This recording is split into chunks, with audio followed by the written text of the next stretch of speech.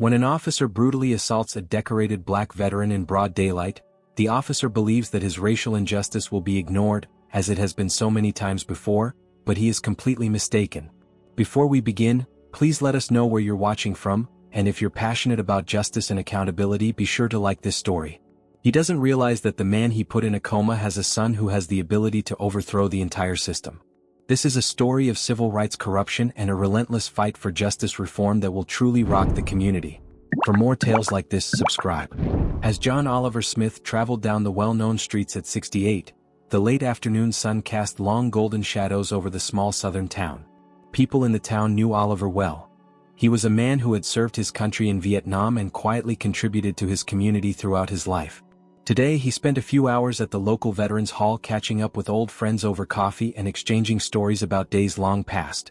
It had been a pleasant afternoon, calm and routine, just the way Oliver liked it as he walked through the town square. A small crowd was beginning to gather near one of the benches in the park when he noticed something strange. Oliver squinted to see what was going on, and in the center of it all was Officer Roy McDougal, who towered over a young man who appeared uncomfortable and cornered. Oliver recognized Roy right away because the officer had a reputation for making things worse rather than better. Roy had been on the force for years, but rumors of his harsh methods, particularly with younger people and those who didn't look like him, had been around for as long. The young man, who appeared to be barely out of his teens, stood rigidly as Roy's voice pierced the atmosphere. There was a lot of tension in the air, and Oliver could see the fear in the young man's eyes as he looked around and saw how the boy's hands were shaking as he struggled to take something out of his pockets. The few bystanders appeared frozen, not knowing whether to step in or leave. Oliver sighed and walked toward them, his gut telling him that whatever was going on was going to get worse. As he got closer, Oliver spoke calmly and steadily, "Is everything okay right here, officer?"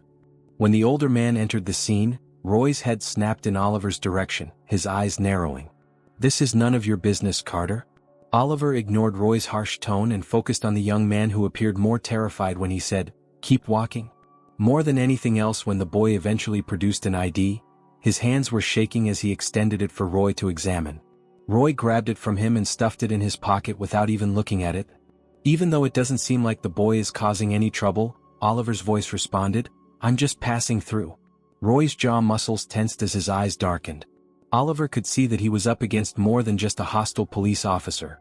Rather, he was up against someone who was seeking an excuse to vent whatever resentment was building inside of him. "I told you that you shouldn't worry about this."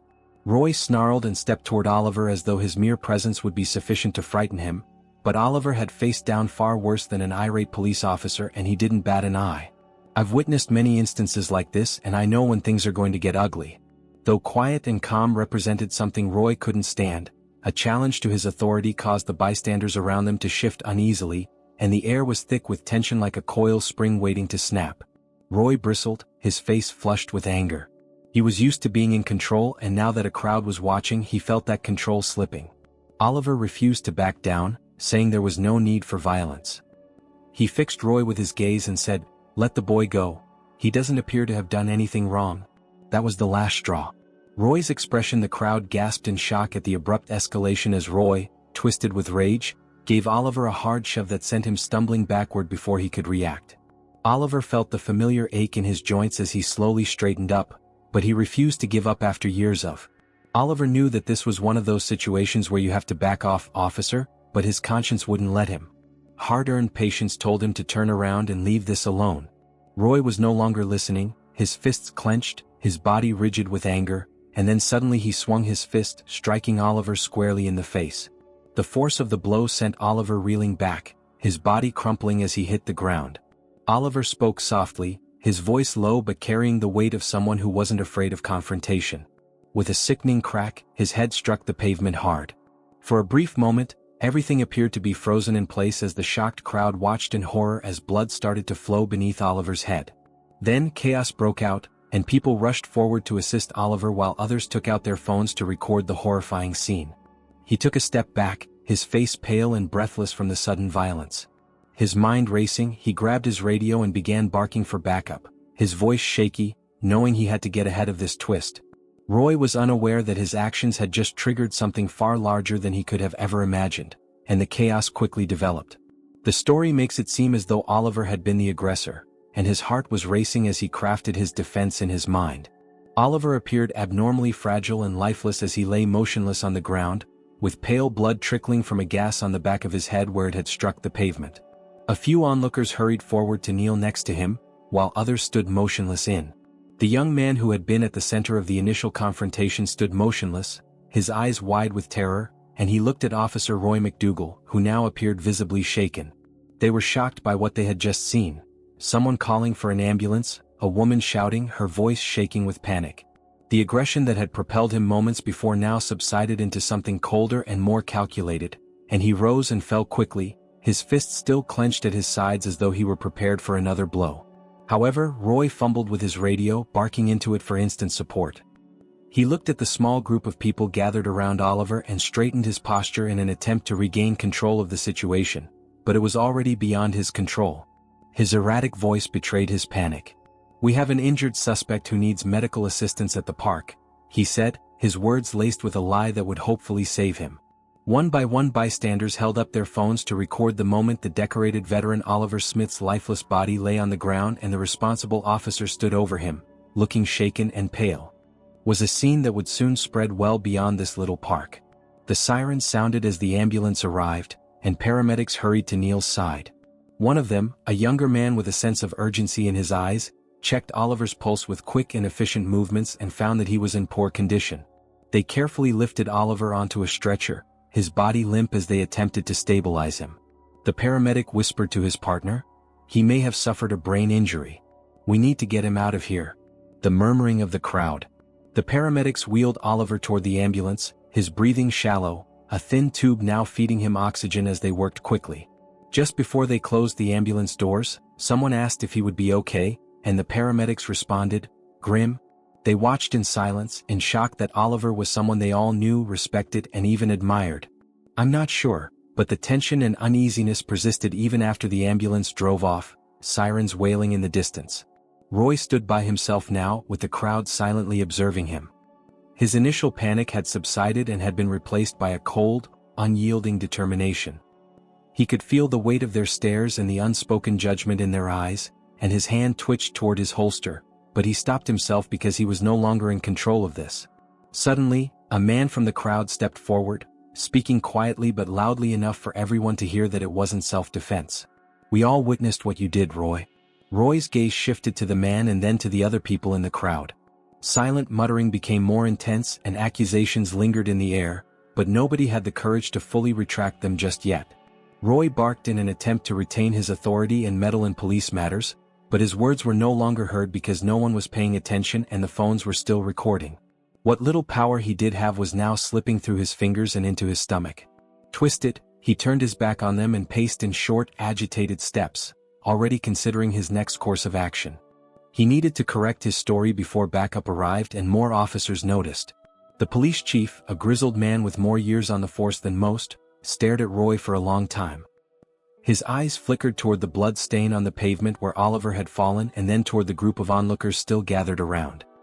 He could sense that things had gotten out of hand when Roy spoke quickly and kept his voice low. "The guy stepped in while I was questioning the child and he became aggressive. I had no choice but to defend myself." "I don't care what your story is, McDougal," the chief said, his voice so low that only Roy could hear him. "This is going to be a mess, so you'd better hope your version holds up." The situation was already getting out of control. With a firm tone, the chief turned and motioned for one of the other officers who had arrived on the scene to clear the area. Although Roy had experienced tight situations before, this time was different. It wasn't a petty arrest gone wrong. He swallowed hard, the adrenaline still pulsing through his veins. Something much bigger, and the longer he stood there, the more he realized how badly he had miscalculated. Later that night, when the local news came on, footage of the altercations was already making the rounds on social media. The footage showed Oliver calmly attempting to defuse the situation before being viciously attacked by Roy. The public outcry quickly followed, with residents gathering in the town square to demand answers. Signs for justice for Oliver were hurriedly written on cardboard as demonstrators demanded Roy be suspended right away. Nobody was pleased by the tale of a brave veteran being attacked in broad daylight.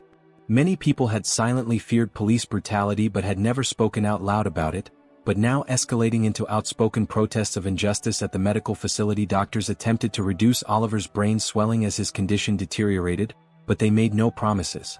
He'd fallen into a coma. His body was not responding and the prognosis was uncertain. The hospital room, which had been used for recovery, was now a waiting area for news that would change his life. Outside the hospital, a small group of Oliver's friends and family were standing in. As night fell and tension hung heavy in the air, people started to realize something horrible that would be difficult to forget. Among them were other veterans who had served with Oliver or knew him from the local hall. Their faces were marked with quiet rage, sadness, and disbelief. The town had reached a boiling point and Oliver Smith, the man they all respected, was on the brink of death. It was early in the evening when Tom Smith's phone buzzed, diverting his focus from the papers strewn all over his office desk. Tom was used to getting calls about cases, political issues, or civil rights violations at all hours of the day, but this time he picked up the phone without knowing the number, and the walls lined with degrees and honors bear witness to the path that had led him to this position as the state attorney general. Carter claimed that although the voice on the other end was shaky, his own was professional and brisk. "Mr. Carter, it's about your father, and I'm not sure how to put it." Tom's heartbeat quickened, so he asked his serene exterior. Suddenly, the woman started to explain what had happened, her words tumbling over each other. It was a police officer who had been involved in an altercation in the park, and Tom was seriously hurt. The words hit him like a freight train. His father, Oliver Smith, who had always been a pillar of strength and had endured years of hard work and war, was now lying in a hospital bed, unconscious and barely clinging to life for a moment. Tom remained motionless. His mind was struggling to comprehend the magnitude of what he had just heard about his father being injured by a police officer in a coma. "Are you there, Mr. Carter?" After a moment of hesitation, the voice on the phone said, "I'm here, Tom." Tom answered, "Now low calm, I'm coming."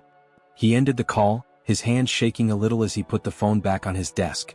Tom sat there for a long time, his mind racing, knowing that his father had been hurt, not by a chance accident, but by the very people who were meant to protect him. In a hospital bed he may never come to. However, the extent of the situation had not yet become apparent, and the officer, whoever he was unaware of Oliver's son or that the man he had admitted to the hospital was the father of the state's top law enforcement official, a man who had dedicated his life to pursuing justice and accountability. Tom stood up suddenly and pulled on his olivette, his mind already in action mode. He had witnessed similar incidents in the past, including police misconduct, cover-ups, and attempts to ignore the truth, but this time it was personal. His office, which was sleek and professional, seemed too quiet now that the storm was approaching. This officer had no idea what he had started. It was almost nightfall when Tom arrived at the hospital, and although his mind was racing, his face was a mask of calm control. Tom wasn't just another worried family member. He was the Attorney General, a man with the authority to destroy a corrupt system and expose every lie and injustice. He picked up his briefcase and left, first stopping at the hospital to see his father, then making sure that every officer involved and everyone who had watched helplessly paid the price. His father, Oliver Smith, who had raised him to stand up for what was right, was lying unconscious on a hospital bed with tubes running from his arms, his face pale and motionless. Years of legal battles and public service had taught him to compartmentalize and suppress his emotions until it was time to act. That was nearly unbearable. The sound of the machines filled the silence as Tom stood at the edge of the room, his hands clenched into fists at his sides. The monitor's beeps were like a ticking clock, telling him how little time he had left to put things right. Tom nodded, his eyes never leaving his father's face as a nurse entered the room quietly and said, "He's stable for now, but the head injury..." She trailed off, trying to find the right words. "It's serious, we're doing everything we can." For a brief moment, Tom was left alone with his thoughts as he heard only the steady beep of the machines, his mind repeating the words he had heard on the phone. "Thank you," he said in a rough but controlled voice. She then gave him a sad smile and slipped out of the room. Coma following a police altercation. A police officer would now be subject to the full force of justice for what they did. Tom let out a deep breath, his rage growing deeper beneath the surface. His father, a man who had proudly served his nation, was in a hospital bed because the hypocrisy of someone who had vowed to protect and not harm people was overwhelming, but Tom refused to let his feelings control him because he had work to do and the town was bustling with activity. By the time Tom left the hospital, news of the incident had quickly spread and protests were already taking shape, with a sizable crowd outside the police station demanding answers while holding signs with Oliver's name written on them. Tom had foreseen this since the attack's videos had gone viral and everyone in the state was watching. Many people recognized Tom's face. Was well known to the public, but his presence now carried more weight because the reporters waiting outside the hospital knew who he was right away. A few reporters pushed forward with their cameras, recording every move as they rose with questions. "Could you provide an update on your father's health, Mr. Carter? Do you have any comments regarding the officer's actions?" Tom's tone was measured, but the anger underneath was obvious. He straightened his voice, cutting through the confusion with a calm authority. "My father is in critical condition," he said. "There will be a full investigation and I won't rest until justice is done and the truth is revealed." The crowd fell silent. Without saying another word, the reporters scrawled down the notes while the cameras continued to roll, capturing the impact of Tom's words. Tom turned and headed for his car, where his legal team had already been notified and was gathering proof as he got ready to take on the system that had permitted this to occur. The next morning, the town's air felt heavier, and the officer who had placed his father in that hospital bed had no idea what was about to happen. A well-known and esteemed man for his service, Oliver's face was splattered across news networks, and the picture of him unconscious in the park became a symbol for something much bigger. However, for Tom Smith, this was more than just headlines or symbols. This was his father, and the weight of that fact weighed heavily on him as he sat in his office with his team gathered around him, reviewing the evidence that had been gathered thus far. He had been up all night going over every detail, including witness statements, attack footage, police department reports, and witness statements. The picture was starting to take shape, and it wasn't a pretty officer. Roy, his father, was in a coma as a result of McDougal's use of excessive force, but it wasn't just McDougal. Tom was aware that there was more to the issue. For a long time, Roy has been an issue. Looking through McDougal's personnel file, which was submitted by a whistleblower within the department, Tom's legal advisor stated that he has been protected despite numerous complaints of racial bias, excessive force, and harassment. The advisor said that the majority of the complaints never even reached the review board, which made Tom's jaw tighten. However, they will be unable to conceal it this time due to the public outcry and the video evidence. Tom looked at the attack footage again, the slow-motion video of Roy punching his father playing in front of him. The blow, the fall, the blood pooling beneath Oliver's head, a sight he would never forget. He nodded, taking in the information that this was no longer just about one officer, but about the department's culture of protectionism and how they'd allowed officers like McDougal to operate without consequence for far too long. "We'll file charges against McDougal," Tom stated calmly, "but we're not going to stop there. I want the department's handling of his complaints thoroughly investigated. If corruption is found, it will be revealed, and those who covered for him will go down with him." Officer Roy M.C. Go was sitting in the police station across town, his nerves frayed as he watched the fallout from the incident unfold. The news reports were relentless, his name was plastered across the headlines, and his team nodded in agreement, knowing that Tom wasn't one to pull punches when it came to justice. Every media outlet in the state was analyzing his actions, the town was in a frenzy, and demonstrators had gathered outside the station demanding that he be arrested. Roy had experienced trouble before, but this time it was getting out of hand. For heaven's sake, how was I supposed to know that the state attorney general was on Tom Smith's son? "Roy, you've got to lay low for a while," the police chief said, pacing in front of him. "This is turning into a storm." When panic began to creep into his voice, Roy snapped. He simply stepped in without saying anything, "And I believe that will make a difference." The chief interrupted him, "And you believe that nobody will be interested in what he said or didn't say because there are videos? Roy, people witnessed your actions." With the weight of the situation bearing down on him, Roy sat back in his chair and rubbed his forehead with the palm of his hand. He had made a huge mistake and now had nowhere to run to. With a sigh, the chief leaned against the desk and crossed his arms. "We'll do what we will be conducting a full investigation." Tom held his first press conference in front of the courthouse that afternoon, standing tall as the cameras flashed and reporters shouted questions from the crowd. His face was calm and composed, but there was a fire in his eyes that everyone could see. "I want to be clear that," Tom started off with a firm and measured voice. "If Carter was involved," he trailed off, leaving the rest of the sentence unsaid. "There will be no cover-ups, no protection for those involved, and justice will be served in relation to what happened in the park and what Officer Roy McDougal did." The reporters' audience fell silent as they scratched frantically on their notepads. "We will be charging Officer McDougal for assaulting my father, Oliver Smith, because Tom's reputation preceded him and he was known for his zero-tolerance approach to corruption. Now that his father is in a hospital bed, Nobody doubted that he would pursue this case with unrelenting force. Tom went on, but this inquiry will go beyond the actions of a single officer. We are investigating how the police department handled previous complaints against Officer McDougal, and we will make sure that any misconduct within the department is brought to light. Tom didn't raise his voice, but the seriousness of what he said hung in the air like a storm cloud, leaving no doubt about his resolve. He wasn't just targeting McDougal. He was targeting everyone who had shielded him, everyone who had permitted him to act violently and without consequence.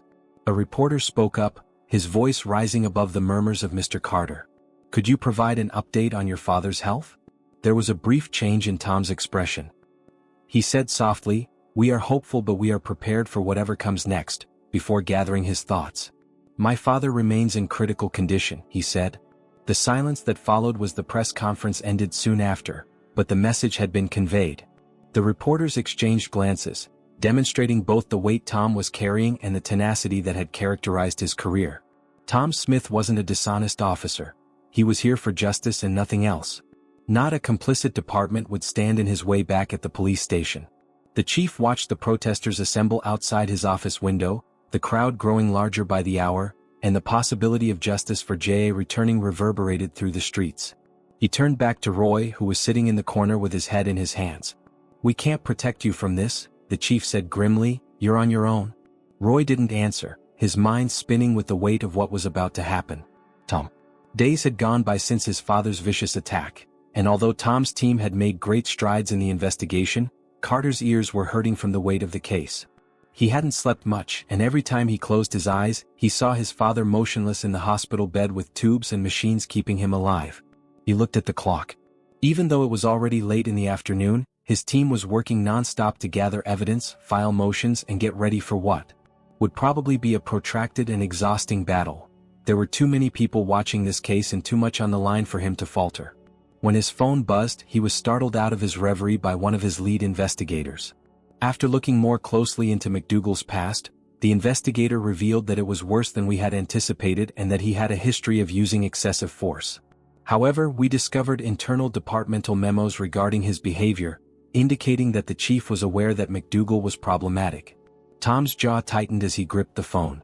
It was one thing to suspect that the department had covered for Roy, but it was another to have evidence that he knew corruption was pervasive in some areas of law enforcement. It was astounding to me that it had continued for so long with officers like Roy being protected. Tom's voice was firm but low, and he said that every memo, internal report, and thing they tried to hide would bring everything to light. The investigator responded that there was more, and that the chief was beginning to become tense. "I believe that a break is imminent." Although Tom had always been methodical and deliberate in his actions and could not afford to be emotional at this point, he felt an internal conflict growing as he prepared to dismantle the corruption in the police department. He hung up and stared out the window at the growing crowd of protesters in front of the courthouse. He knew that if they didn't get justice soon, the unrest could spiral out of control. However, with every step forward and every piece of evidence his team uncovered, he felt the art building inside him. Only a case due to a system that had failed him, his father, a man who had served his country and who had been a symbol of fortitude and resiliency, was now in a coma. Every time Tom thought of Oliver and all the lessons his father had taught him and the values he had instilled in him, his heart ached. Throughout his career, Tom had fought tirelessly for justice, upholding the principles of justice, integrity, and doing the right thing even when it was difficult. However, now that he was about to expose the corruption that had given his father's assailant carte blanche, he experienced the well-known pull of sadness and rage that threatened to overtake him in the meantime. The walls seemed to close in on Roy McDougal as he sat in the small apartment where he had been hiding for the past few days. He watched as the news cycle tore him apart piece by piece, portraying him as a monster in every headline, news report, and angry tweet from the professionals outside the police station. He had been suspended from the force, his career was probably over, and the chief had all but sent him to the wolves, who advised him to keep quiet and hope for the best. But Roy knew that with Tom Smith at the forefront, there was no escaping this. When Roy's phone rang, he hesitated for a second before answering. It was his lawyer. "They're pursuing you." Roy, the attorney, said in a chilly tone. "There's not much I can do unless you're willing to cut a deal." Roy's blood ran cold. "A deal? I can't go to prison. There's not much. In fact, they have video evidence and are looking into your record." Here, the attorney persisted in Carter's development of a strong case, threatening to use all of their resources against you if you don't cooperate. Roy remained silent because he knew the lawyer was correct, but the prospect of what was about to happen frightened him. He was going to face jail time and other serious repercussions, and there was no way out of the hospital. Oliver's friends and fellow veterans had alternated keeping vigil, but his condition remained unchanged despite the doctor's best efforts. His coma was deep, and the prognosis was still uncertain. Their silent but unwavering display of support at his bedside every day. Tom went to the hospital to spend what little time he could with his father, but every visit made him feel more burdened.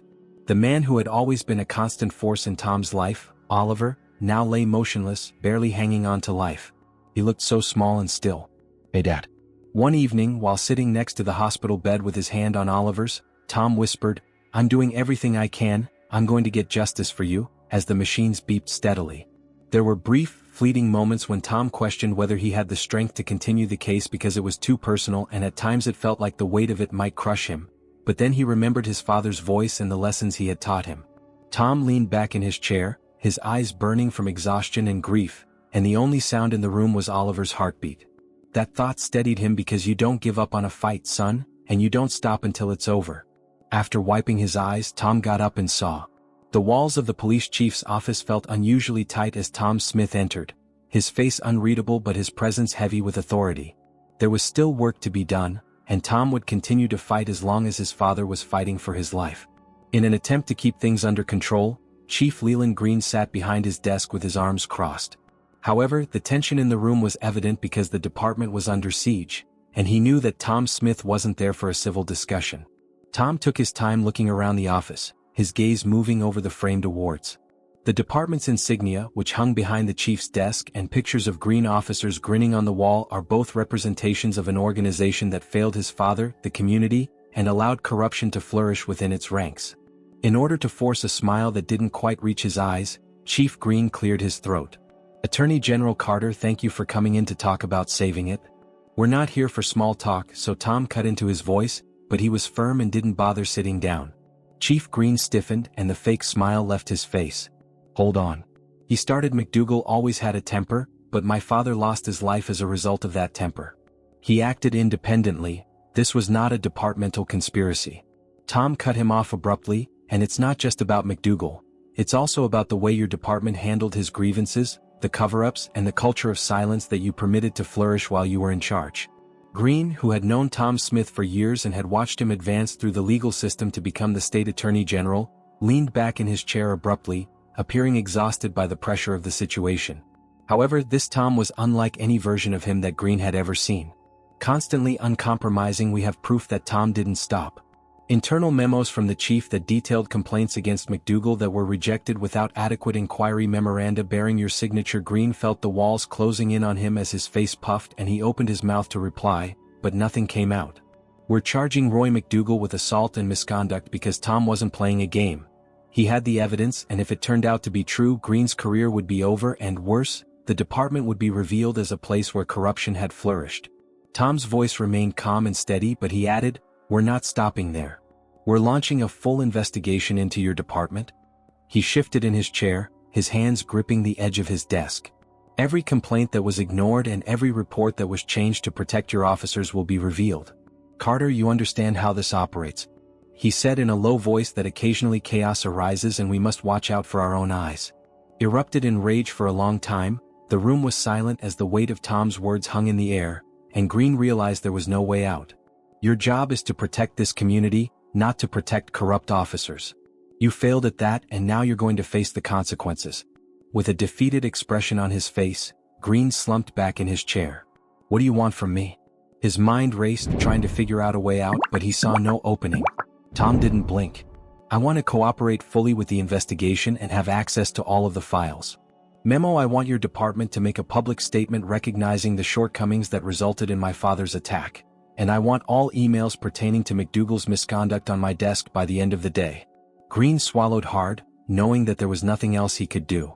"You'll get it," he muttered, barely raising his voice above a whisper. Without saying another word, Tom turned and left the office. His steps were precise and measured, and the police chief sat behind his desk, staring at the door with his career hanging by a thread and his department on the verge of disintegrating. Roy McDougal was so overcome with fear that he would sit in his apartment and stare at the wall whenever he checked his phone or turned on the TV. Roy McDougal, the man who put a beloved veteran in a coma, was featured prominently in the headlines. Roy knew that his lawyer's advice to keep quiet wasn't enough because he knew what was about to happen. Tom Smith had made a living by eliminating officers who believed they could abuse their position of authority, and now he had every reason to come. Pursuing him with all of his resources, Roy's hands trembled as he picked up his phone and began scrolling through the never-ending stream of news articles, each one worse than the last. They were digging into his past, bringing up every complaint and instance where he had gone too far, and now there was nothing he could do to stop it. He thought about the punch, the way Oliver had hit the ground, and the way his head had cracked against the pavement. He hadn't intended for it to go that far, and while he had been angry, he hadn't meant for it to do so. To induce a coma in the elderly man, but it made no difference. Now, intent was irrelevant because the damage had been done, and Roy was aware that his time was running out. Tom Smith was standing in front of the large window that overlooked the courthouse square in his office. Tom sensed that things were changing. The investigation was moving forward, the pieces were coming together, and soon Roy McDougal and the dishonest officers who had shielded him would have nowhere to hide. His phone buzzed, and it was his lead investigator once more. "We have what we need," she said in a satisfied tone. "The chief is assisting and the files are arriving. We have discovered additional grievances against McDougal, including reports of excessive force and racially motivated stops. And it's not just him, the entire department is compromised." Tom nodded with a grim sense of satisfaction. "Good, keep digging, we're going to tear this whole thing down." He ended the call, keeping his eyes on the demonstrators below. The town was about to experience a major event that would forever alter its course, and Tom was prepared to lead the charge. Reporters crowded the courthouse, and demonstrators, whose voices blended into a single roar as they gathered around the steps. The town was tensely anticipating one thing: Officer Roy McDougal's arrest. Tom Smith sat at a table with his legal team, their faces composed and intent. After weeks of investigation, they had finally found every lie, hidden report, and complaint against Roy McDougal, and they were prepared to bring him to justice. Tom took a quick look at the dense pile of documents before him. The indictment had been carefully reviewed for days, but the charges included assault, misconduct, and a history of racially biased behavior that the police department had disregarded for years. The door to the room opened and Tom's lead investigator entered. Her expression was tense but determined that it was time. Tom nodded, getting up to stand up. He had been waiting for this moment to hold Roy accountable for what he had done to his father, but as he made his way to the courtroom, a part of him still felt the weight of the situation. This was about a broken system, not just Roy McDougal. A system that had let his father and numerous other officers down. When Roy McDougal was escorted toward the courthouse with officers at his sides, the crowd erupted in jeers and yells. His once arrogant manner was replaced by the pale, haunted appearance of a man whose world was falling apart, which only made the protesters more enraged. Roy remained hunched over with his head down, but he had believed that he could lie his way out of this and that the department would protect him as they always had, but as he approached the courthouse steps, he realized the truth, that they were throwing him to the wolves. The officers escorting him said nothing, and there was no sense of brotherhood or solidarity. He was alone now, just as the chief had warned him his life would be. The weight of the public's fury weighed down on him like a physical force, and he could hear the chants, feel the stares burning into him. Tom stood tall as the judge entered the courtroom, which was crowded with reporters, his hands shaking and his mind racing as he attempted to determine what had gone so wrong. The judge cleared her throat, her voice resonating through the tense silence of the room. "We are here to formally indict Officer Roy McDougal on charges of felonious assault, official misconduct." The judge was joined by town officials, a few familiar faces, friends of his father, veterans who had supported Oliver throughout his life, and Tom was determined not to let them down. And civil rights abuses. The charges were read aloud, and the court will now move on to the reading of the charges. Tom kept a close eye on Roy's face. He had lost all courage in fight. With the weight of the indictment bearing down on him and the overwhelming evidence, Roy sat still, his face pallid, his eyes staring blankly ahead. When the judge concluded, there was no way to avoid the video footage, witness statements, and internal reports that the department had concealed. Roy's attorney rose, looking resigned. "We," whispered, "my client understands the charges," as he waved the indictment reading. There was no cheering or celebration in the courtroom, just the sobering reality of what had been done, but outside there was a different story. The courtroom fell into a tense silence as all eyes were on Roy as he was led back out of the room still in handcuffs. The formal indictment had been completed, and Roy McDougal would now face trial. For the first time in history, The crowd outside the courthouse cheered when it was announced that Roy McDougal had been charged. 4 weeks, there was a glimmer of hope that justice would be done, the system would be changed, and the corruption that had permitted officers like Roy to act without consequence would be eliminated. As Tom Smith stood on the steps outside the courthouse and spoke to the crowd, reporters leaned forward to record his words and cameras turned to him. "This is only the beginning." Tom spoke in a composed yet determined tone. "We will make sure that justice is done and that Officer Roy McDougal is tried for his actions, but this is not only one officer. This relates to a system that permits this to occur. We are conducting a thorough investigation into the police department's handling of complaints and will hold anyone involved in the cover-up accountable. This community deserves better, and we will not stop until those responsible for these failures are brought to justice. A system that failed my father and this community." Caused the crowd to fall silent while they listened intently. The crowd erupted once more. The air was filled with applause and cheers. The fight was far from over, but this was an accomplishment that moves them closer to the justice they had been calling for at the police station. He knew his days were numbered. The department's investigation was only going to get worse, and he would eventually have to resign. Chief Green sat in his office, staring blankly at the wall. The files had been turned over, the cover-up had been revealed, and his role in protecting Roy McDougal had been exposed. The department was in ruins, and the protests outside had become a daily reminder of how badly things had gone wrong. The office of Tom Smith had been relentlessly exposing every error and setback, and now the department's image was in ruins. As Tom left the courthouse, his phone buzzed. It was the hospital, and he answered with a sinking heart. Green leaned back in his chair, the weight of his career bearing down on him. He had made his decisions and was now paying the price. "Mr. Carter, it concerns your father." As he held his phone, Tom Smith's hands shook a little. "Your father's condition has changed," the nurse on the other end of the line reiterated in a kind but firm tone. "Mr. Carter, you ought to arrive as soon as possible for a brief visit." Tom's thoughts were racing as he stood motionless on the courthouse steps. The hospital loomed ahead, the same location he had visited every day since the attack, but something was different this time. The nurses led him to the familiar room. Oliver had been in a coma for weeks, and although his condition had stabilized, the doctors had warned him that things could change at any time. He had prepared himself for this moment, but felt utterly unprepared as his car sped through the town, the sounds of chanting protesters fading in the distance. The doctor was waiting for Oliver, who was lying there as still as ever with the machines beeping rhythmically in time with his shallow breathing. His expression was carefully neutral, indicating that he was stable for the time being, but the doctor hesitated and then sighed. "His brain activity is low, so if there isn't any improvement soon, you might want to think about your options." The breath caught in Tom's throat. The legal disputes, indictments, and reforms all seemed insignificant in light of how fragile life is in. He had battled for accountability and justice in this room, but what about the person lying here? What about his father, who had brought him up, taught him right from wrong, and taught him to never give up? As the machines hummed, Tom sat by his father's side. For the first time since the incident, fading into the background, he felt overpowered, not by the demands of justice or the weight of his position, but by the very human grief of potentially losing his father, to whom he had not bid farewell after spending so much time battling the system for. He squeezed his father's hand and spoke in a low whisper, admitting that he hadn't come to terms with the possibility that Oliver might never wake up. "Even though justice is being served, I still need you to return. I need you here, Dad." The machines outside the hospital continued to beep, and the indictment of Roy McDougal spread throughout the town. The protest had gotten bigger, but now there was hope because Roy's trial had been set, and the community thought that change was possible for the first time in a long time.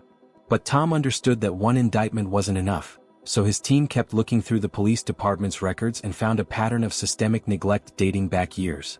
The department as a whole had operated on a culture of complicity and silence, with officers who had repeatedly complained of racial bias, excessive force, and misconduct being shielded from consequences by the leadership.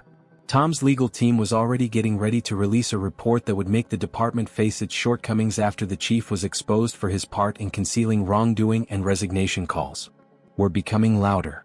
The town was ready for change, and Tom was determined to bring it about. A few days later, the crowd gathered in front of the courthouse once more, but for a different reason. The police chief had finally announced his resignation after days of increasing pressure. Standing on the courthouse steps, his departure was viewed as a community victory and an indication that genuine change was starting to take hold. Tom Smith told the crowd that he had fulfilled his pledges thus far, that Roy had been charged, the chief had quit, and the department's investigation was continuing, but he was aware that there was still a long way to go. The resignation of Chief Green and the indictment of Officer McDougal are steps in the right direction. But we're not done. My office is committed to overseeing the reform of this police department to ensure that this kind of corruption and misconduct can never happen again, Tom stated in a steady and resolute voice.